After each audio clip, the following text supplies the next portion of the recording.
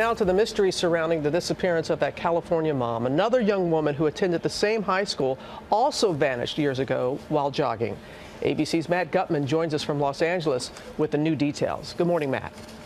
Good morning, Robin. The similarities at first rattled law enforcement. 18 years before Sherri Papini's story would captivate the country, Tara Smith, who had the same look, also disappeared while out for a jog in the same town. But the biggest difference in Tara Smith's case, police had a person of interest.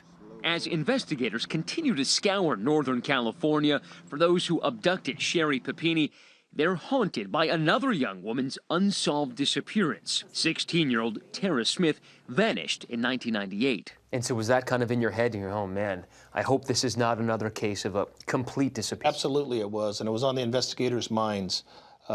In fact, there is a resemblance of Tara Smith and Ms. Papini, which made it maybe even a little bit more eerie. This is the two of them side by side. Both were out jogging when they vanished.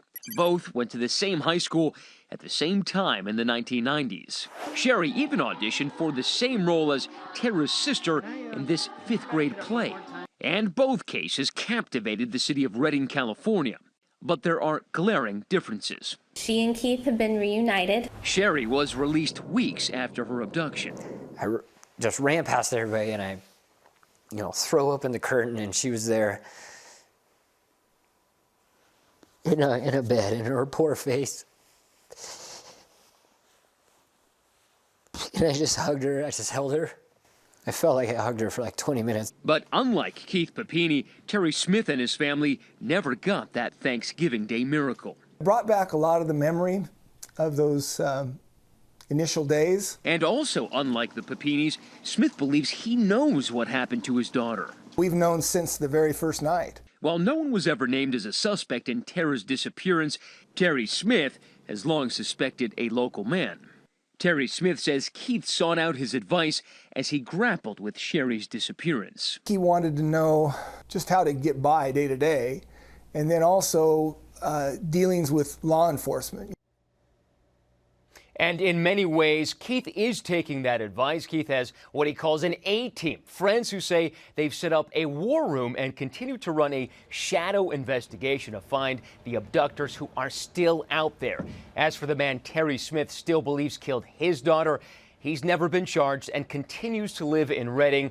Now, while some of the similarities are uncanny, investigators tell us right now the two cases are not related. Guys. Okay, Matt, we're going to talk more about that with ABC News consultant and former FBI Special Agent Brad Garrett. So, Brad, when you look at these two cases, what stands out to you? Well, Matt's pointed it out. Blonde, young, petite, from Redding, going out for a run. But, Robin, once you clear away those half a dozen similarities, there's nothing similar. Tara was 16. She was dating a guy much her senior. Was married, had a child, had pled guilty to a rape charge 5 years prior to Tara disappearing. She supposedly met with him. He's admitted, apparently, in the only interview he granted police, that he did meet with her. She wanted $2,000. He wouldn't give it to her and dropped her off. So I'd say they're on the right track with that guy. And so where do you think, though, the investigation goes with Sherri's disappearance? Well, Sherri's case, is all based on what evidence they can find forensically from what she had on, restraints, etc., tips, and are there any other videos out there in or around where she was abducted and or dropped off. But this case is going to heavily rely on somebody coming forward, in my view. And hopefully that will be the case soon. All right, Brad. Thank you very much.